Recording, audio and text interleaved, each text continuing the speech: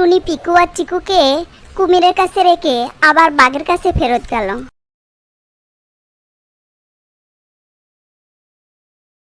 এরপর টুনি আর বাঘ খামারের বাইরে বসে অপেক্ষা করতে থাকে।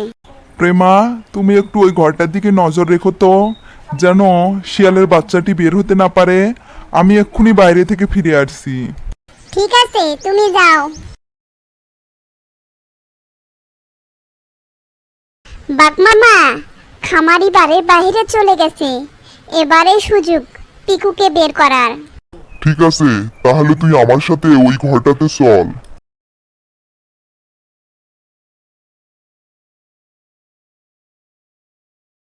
আমাকে মেরো না, আমাকে মেরো না। আমি আর কোনোদিন তোমার খামারে মুরগি চুরি করতে আসবো না। যাক, এবার তোর বুদ্ধি হয়েছে, আর কোনোদিন এভাবে কারো কিছু চুরি করবি না।